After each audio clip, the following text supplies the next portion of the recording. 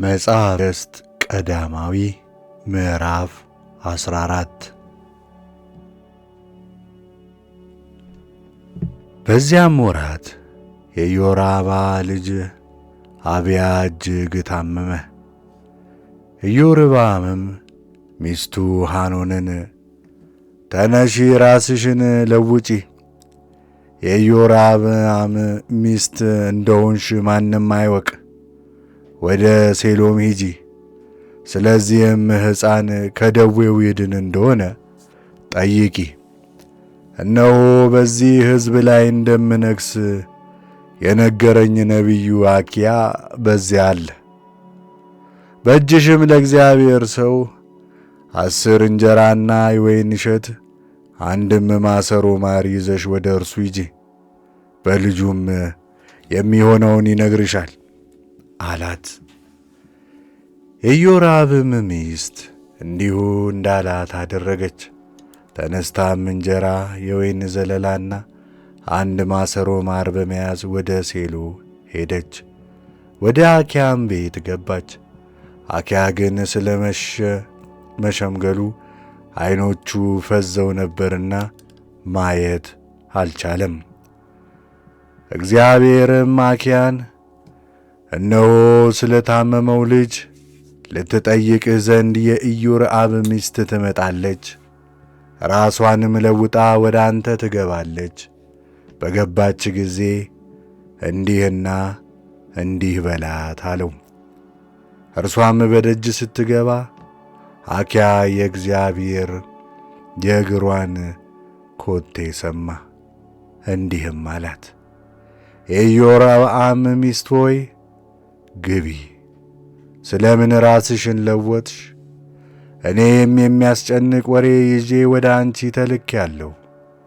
ሂጂ፣ ለኢዮርብዓምም እንዲህ በይው፣ የእስራኤል አምላክ እግዚአብሔር እንዲህ ይላል፣ ከሕዝብ መካከል ለይቼ ከፍ አድርጌህ ነበር፣ በሕዝቤ በእስራኤል ላይም ንጉሥ አድርጌህ ነበር። ከዳዊትም ቤት መንግሥቱን ከፍዬ ሰጥቼህ ነበር። ነገር ግን በፍጹም ልቡ እንደ ተከተለኝ በፊቴም ቅን ነገር ብቻ እንዳደረገ ትእዛዜንም እንደ ጠበቀ እንደ ባሪያዬ እንደ ዳዊት አልሆንህም። ከአንተም አስቀድመው ከነበሩት ሁሉ ይልቅ ክፉ ሠራህ። ካስቈጣኝ ዘንድ ሄደ ሌሎችን አማልክትና ቀልጠው የተሠሩትን ምስሎች አደረግ፣ ወደ ኋላም ተወኝ። ስለዚህ እነሆ በኢዮርብዓም ቤት ላይ መከራን አመጣለሁ፣ ኢዮርብዓምም አጠፋዋለሁ። አጥር ተጠግቶ እስከሚሸን ወንድ ድረስ አላስቀርም። በእስራኤልም ላይ ይነግሥ ዘንድ አልተወውም። ሰው ገለባ እስኪያልቅ ድረስ እንደሚያነድ በኢዮርብዓም ቤት ላይ እሳትን አነዳለሁ። እግዚአብሔር እንደ ተናገረ ከኢዮርብዓም ወገን በከተማይቱ ውስጥ የሞተውን ውሻ ይበሉታል፣ በሜዳውም የሞተውን የሰማይ ወፎች ይበሉታል። እንግዲህ ተነስተሽ ወደ ቤትሽ ሂጂ፣ እግርሽም ወደ ከተማ በገባ ጊዜ ልጅሽ ይሞታል፣ ደንገጥሮችሽም ሊቀበሉሽ ይወጣሉ፣ ልጅሽም ሞተ ይሉሻል። እስራኤልም ሁሉ ያለቅሱለታል ይቀብሩታልም። በእስራኤል አምላክ በእግዚአብሔር ዘንድ በኢዮርብዓም ቤት በዚህ ልጅ መልካም ነገር ተገኝቶበታልና ከኢዮርብዓም እርሱ ብቻ ይቀበራል። እግዚአብሔር ደግሞ የኢዮርብዓምን ቤት የሚያጠፉ ንጉሥ በእስራኤል ላይ ያነግሣል። እርሱም ዛሬ ይደረጋል። እንግዲህ ወዲህ ምን እናገራለሁ? በዚያ ጊዜ ሸምበቆ በውኃ ውስጥ እንደሚንቀሳቀስ እግዚአብሔር እንዲሁ እስራኤልን ይመታል። እግዚአብሔርንም ያስቈጡ ዘንድ የማምለኪያ አጸድ ተክለዋልና ለአባቶቻቸው ከሰጣቸው ከዚህች ከመልካሚቱ ምድር እስራኤልን ይነቅላል፣ በወንዙም ማዶ ይበትናቸዋል። ስለ በደለውና እስራኤልንም ስላሳሳተበት ስለ ኢዮርብዓም ኃጢአት እስራኤልን ይጥላል።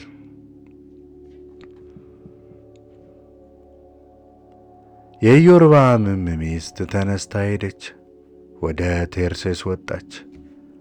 ወደ ቤቱም መድረክ በገባች ጊዜ ልጁ ሞተ።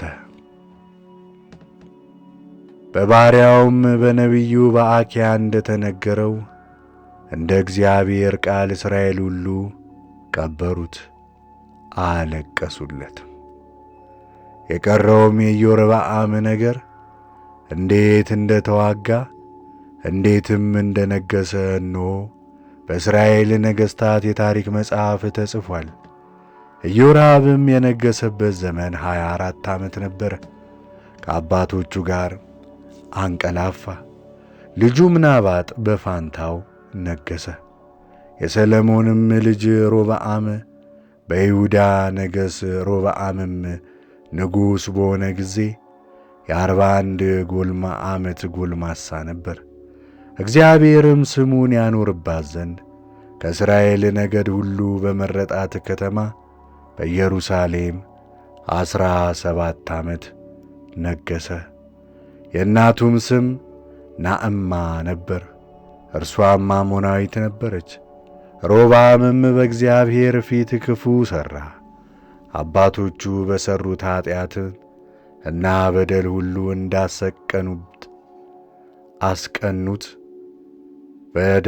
እንዳስቀኑት በሠራው ኃጢአት አስቀናው። እነርሱም ደግሞ ከፍ ባለው ኮረብታ ሁሉ ላይ ቅጠሉም ከለመለመ ዛፍ ሁሉ በታች መስገጃዎችን ሠሩ። ሐውልቶችንና የማምለኪያ ዐፀዶችንም ለራሳቸው አቆሙ።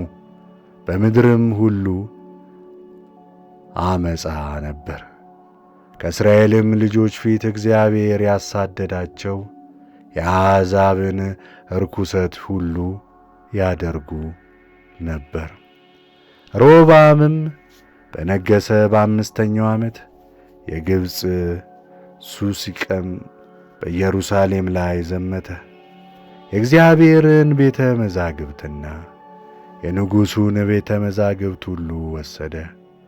ዳዊትም ከሱባ ንጉሥ ከአድርአዛር ልጆች እጅ ወስዶ ወደ ኢየሩሳሌም ያመጣቸውን የወርቅ ጦሮችና ሰሎሞን የሠራቸውን የወርቁን ጋሻና ጦር ሁሉ ወደ ግብፅ ወሰደ። ንጉሡም ሮብዓም በፋንታው የናስ ጋሾችን ሠራ። በፊቱም ለሚሮጡና የንጉሡን ቤት ደጅ ለሚጠብቁ የዘበኞች አለቆች ሰጣቸው።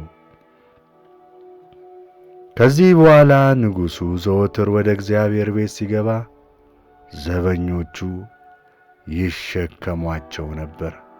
መልሰውም በዘበኞቹ ቤት ውስጥ ያኖሯቸውም ነበር። የቀረውም የሮብዓም ነገር ያደረገውም ሁሉ በይሁዳ ነገሥታት ታሪክ መጽሐፍ እነሆ ተጽፏል። በዘመኑም ሁሉ በሮብዓምና በኢዮርብዓም መካከል ጦርነት ነበር። ሮብዓምም ከአባቶቹ ጋር አንቀላፋ፣ በዳዊት ከተማ ከአባቶቹ ጋር ተቀበረ። ልጁም አብያ በፋንታው ነገሠ።